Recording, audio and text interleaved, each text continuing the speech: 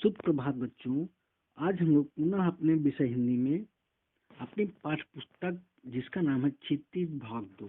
तो पिछली क्लास में हम लोगों ने उसमें क्षितिज से जयशंकर प्रसाद जी का सम्मान परिचय प्राप्त करते हुए हमने उनकी कविता जिसका नाम था आत्मकथ्य, तो इसमें से इसकी कुछ शुरुआती पंक्तियों का हम लोगों ने अध्ययन किया था। ठीक है, तो आज हम लोग पुनः कविता का सार समझते हुए उसके आगे का आज हम लोग अध्ययन करेंगे या इस कविता का अध्ययन हम लोग करेंगे। तो पहले हम इस कविता के विषय में सामान्य जानकारी प्राप्त करते हैं, पुनः तत्पश्चात हम इसकी व्याख्या को समझते हैं। तो जयशंकर प्रसाद जी के मित्रों ने उनसे आत्मकथा लिखने का निवेदन किया, जबकि जयशंकर प्रसाद जी अपनी आत्मकथा नहीं लिखना चाहते थे। इसीलिए उनके जो मित्रों ने निवेदन किया, तो बहुत निवेदन करने के पश्चात उन्होंने प्रसाद जी ने इस काव्य की रचना की। इस काव्य में उन्होंने जीवन के प्रति अपने अनुभव का वर्णन किया है। उनके अनुसार यह संसार नश्वर है। नश्वर मतलब नाशवान है, क्योंकि प्रत्येक जीवन एक न एक दिन मुरझाई हुई पत्ती के समान टूटकर गिर जाता है। उन्होंने इस काव्य में जीवन के यथार्थ एवं अभाव को दिखाया है, मतलब वास्तविक यथार्थ मतलब वास्तविकता को उन्होंने दर्शाया है कि किस प्रकार हर आदमी कहीं न कहीं किसी चोट के कारण दुखी है। अर्थात हर व्यक्ति को कुछ न कुछ क्या है, मतलब हर एक व्यक्ति को किसी न किसी कारण दुख रहता ही है। फिर चाहे वो चोट प्रेमिका का न मिलना हो या फिर मित्रों के द्वारा धोखा खाना हो। अर्थात मतलब कि हर एक व्यक्ति के अपने क्या होते हैं, कारण या विषय होते हैं। तो हर व्यक्ति कहीं न कहीं किसी न किसी के द्वारा क्या होता है, दुखी होता है। ठीक है, तो उनके अनुसार उन्होंने कोई ऐसा कार्य नहीं किया है जिससे लोग उनकी आत्मकथा सुनकर वाहवाही करेंगे। कवि के अनुसार, जयशंकर प्रसाद जी के अनुसार, उन्हें तो लगता है कि अगर उन्होंने अपने जीवन का सत्य सबको बताया तो लोग उनका उपहास अर्थात मजाक उड़ाएंगे और उनके मित्र खुद को दोषी समझेंगे। कवि के अनुसार उनका जीवन सरलता एवं दुर्बलता से भरा हुआ है। अर्थात उन्होंने कोई ऐसा कार्य नहीं किया है कि जो सबको बताने लायक हो। ठीक है, तो अब हम लोग पुनः अपने इस कविता का समान तरीके से भावार्थ समझेंगे। ठीक है। मधुर गुनगुना कर कह जाता कौन, कहती यह अपनी मुरझा कर गिर रही पत्तियां देखो कितनी आज घनी। यहाँ कवि ने अपने मन को भौरे की संज्ञा दी है। मधु मतलब भौरा, जो गुनगुना कर पता नहीं क्या कहानी कह रहा है।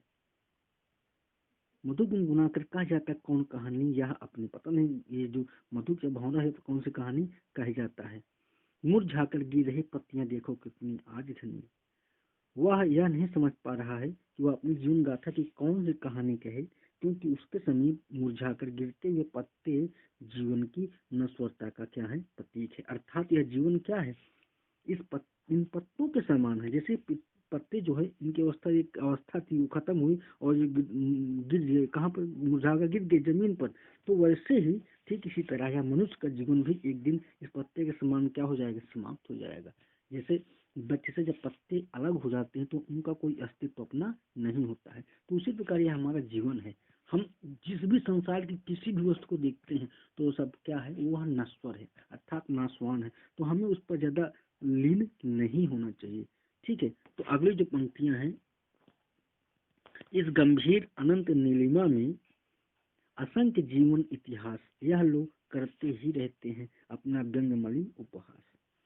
कवि के अनुसार यह नीला आकाश जो कि अनंत तक फैला है, मतलब इस आकाश का कोई अंत नहीं है। इस गंभीर अनंत नीलिमा में, इस गंभीर अनंत नीलिमा में असंख्य जीवन इतिहास, मतलब कि कवि के अनुसार यह नीला आकाश जिसका कोई अंत नहीं है, यह बहुत दूर तक फैला है, उसमें असंख्य लोगों ने अपने जीवन का इतिहास लिखा है, जिसे पढ़कर कवि को ऐसा प्रतीत हो रहा है मानो उन्होंने स्वयं ही आत्मकथा लिखकर खुद का मजाक उड़ाया है और लोग इन्हें पढ़कर उन पर हंस रहे हैं। कवि के कहने का तात्पर्य है कि ये जो इस गंभीर अनंत नीलिमा में असंख्य जीवन इतिहास जो है वह लिखे गए हैं।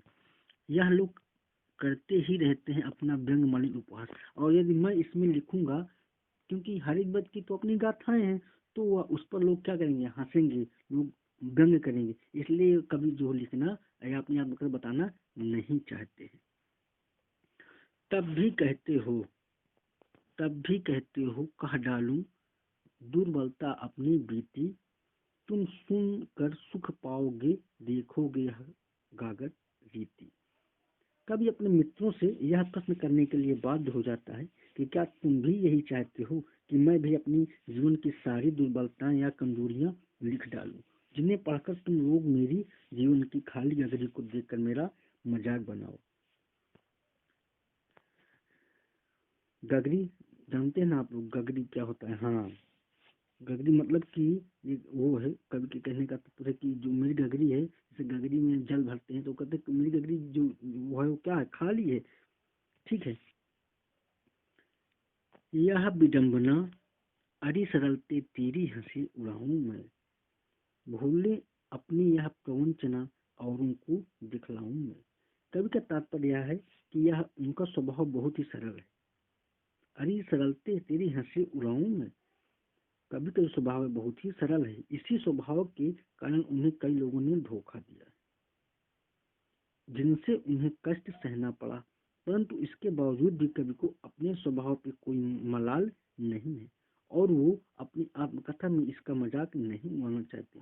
न वो अपने भूली बताना चाहते हैं, अपनी जो बातें हैं भूल गए हैं वो उनको बताना वो नहीं चाहते हैं, और न ही वो छल कपट गिनाना चाहते हैं जो उन्हें सहने पड़े। अर्थात कहने का आशय यह है कि कई अपनी बीती हुई बात को बताना बिल्कुल भी नहीं चाहते हैं। उज्ज्वल गाथा कैसे गाऊं मधुर चांदनी रातों की, अरे खिल खिलाकर हंसते होने वाली उन बातों की। कवि के अनुसार वो रातों के हसीन लम्हे, अर्थात जो बीत गए दिन, जो उन्होंने अपनी प्रेमिका के साथ बिताए थे, उज्ज्वल गाथा कैसे बताऊं मैं उन पुरानी बातों को, जो बीत गई अच्छी बातें, मैं उनके विषय में गाथा मतलब कहानियां कैसे गाऊं, कैसे बताऊं मधुर चांदनी रातों। कवि के अनुसार वो रातों के हसीन लम्हे जो उन्होंने अपनी प्रेमिका के साथ बिताए थे, वो साथ में हंसकर की गई मीठी मीठी बातें आदि उनके निजी अनुभव हैं।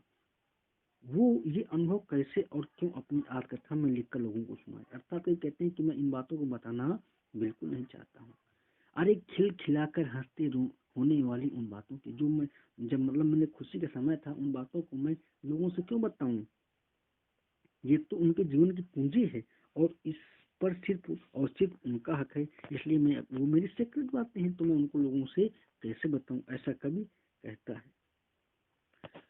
मिला कहाँ, मिला कहाँ वह सुख जिसका मैं स्वप्न देख कर जाग गया, आलिंगन में आते आते मुस्कुरा कर जो भाग गया। जीवन भर कवि ने जिन सुखों की कल्पना की और जिनके सपने देखकर कभी कभी कभी जाग जाता था,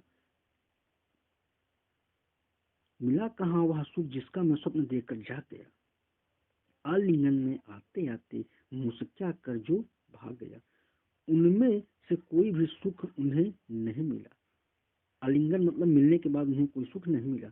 कवि ने जब भी अपने आपने हाथों को फैलाकर अपनी प्रेमिका को अर्थात उन सुखों को गले लगाना चाहा, तब तब उनकी प्रेमिका मुस्कुराकर भाग गई। अर्थात जब भी उन्हें ऐसा लगा कि ये हमारे सुख का समय, अच्छा समय है, तब वह खुशी किसी न किसी रूप में क्या हो गई, वह छीन ही गई। जिसके अरुण कपोलों की, जिसके अरुण कपोलों की मत वाली सुंदर छाया में अनुरागिनी उषा लेती थी निज सुहाग मधुमाया में।